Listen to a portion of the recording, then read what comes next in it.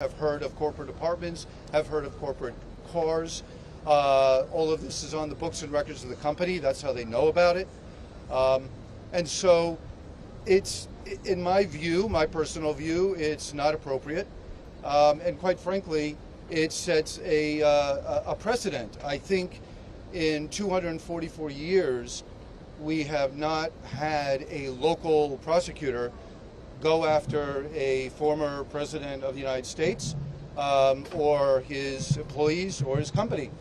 And that is a significant line to cross. And quite frankly, not just as a lawyer, but as a citizen, we're very concerned about that. So that in the future, if some prosecutor in a different political jurisdiction, in a red state or in a red county, decides to take aim at a federal official or people close to them, and then the rest of the country complains, well, this case is setting that precedent. So we have looked at this so carefully. These cases are always resolved in the civil context. The IRS has never made a case like this. We cannot find where the IRS has ever made a case like this. And we're all aware, all of you and all of us are aware of the very significant financial crimes that have occurred by large financial institutions where this office did not take them on, did not prosecute them. Going back to 2008, the financial collapse of the United States, many of the firms that were involved in those events are located in Manhattan. We did not see this office go after those firms and drag them into court, those companies into court, and we're talking about $1 trillion in lost value to homeowners across the United States. So those are my thoughts, and I think that it is an improper precedent. I think the office knows this. I'm not saying anything to you all that they are not aware of, but I believe the political forces driving today's events are just that. It's politically driven, notwithstanding the statements by my colleague at the DA's office in court today. $1.7 million. I know he's not your client, but that's a lot of money. What would Mr. Trump have to say about that? The allegations in the indictment are just that. They are allegations. They have to be proven. This is these kinds of cases typically are resolved in the civil context. Why? Because the law on compensation, on fringe benefits is murky, it's difficult, it's complex. You can have experts disagree. So these charges are going to be vigorously contested, and they're going to be vigorously contested by people who are experts in the field and know this law very, very well. How concerned is Mr. Trump about his personal fate as a result of this? As they say, this could just be the beginning of a more lengthy and more thorough prosecution. The district attorney can say and announce whatever they would like to say and announce. We have no concerns going forward. That's all I can say on that matter. Sir, that $1.7 million was over 15 years. I thought I heard this in court. The indictment alleges that that amount of money was from 2005 into 2016 or 17. But again, the question is, what is it about? It's about apartments. Is something a corporate apartment? Is something properly an expense of the company? And these are complex questions, never charged in a criminal case, and they shouldn't have been here, quite frankly. If this were a civil case, would you be willing to settle? All civil cases, I've been a lawyer a long time. My wonderful colleagues, Bettina Shine, Susan Necklace, been lawyers a long time. All civil cases, people get into a room, they talk about it. Often they resolve things.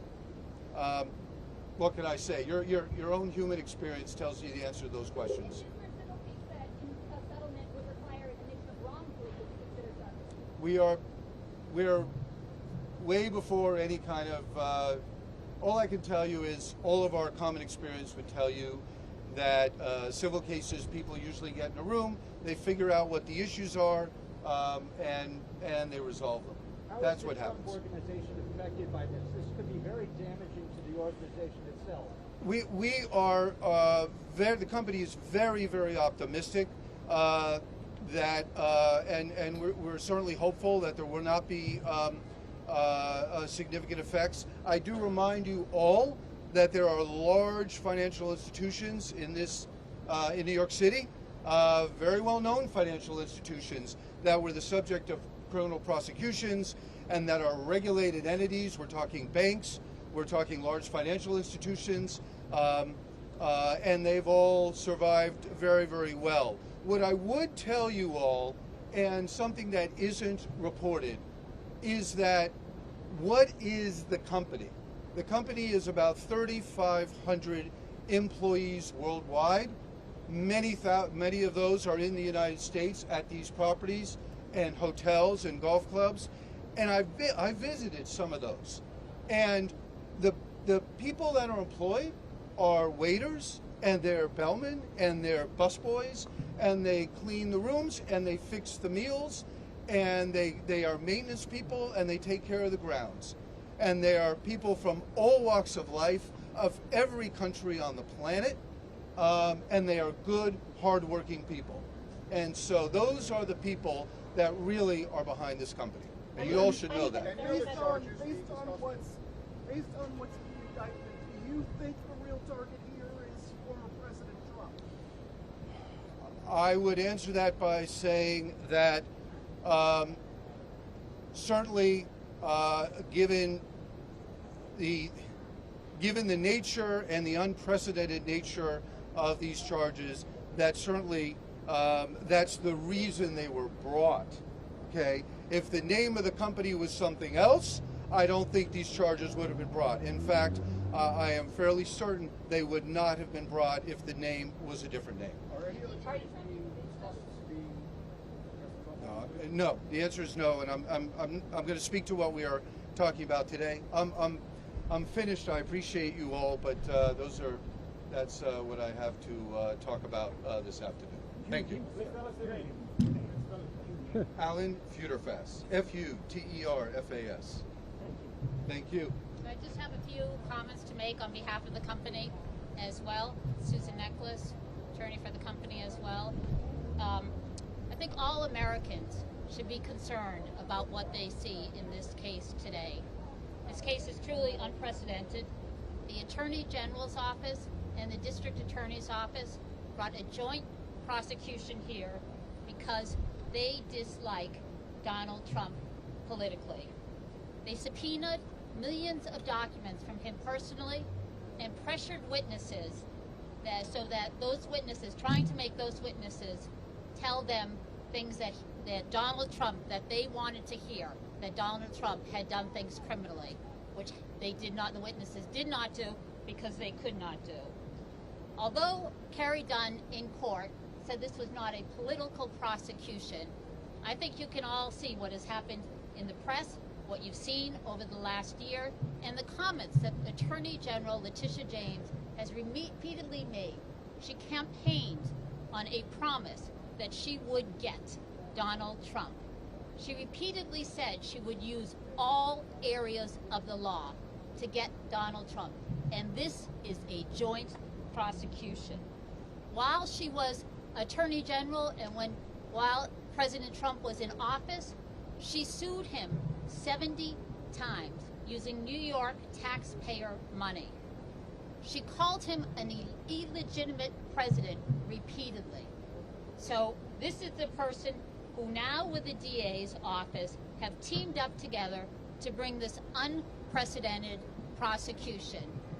The DA's office may say it's not unprecedented, but they cannot point to any case where a corporation has been prosecuted based on a few individuals in the corporation who allegedly on their personal tax return made a mistake or did not pick up fringe benefits on their personal tax return. There is no such case that we have been able to find, and we do not believe that there is any such case that they have been able to find. You cannot say, like the DA's office said in court, oh, we brought the case because they didn't cooperate with us.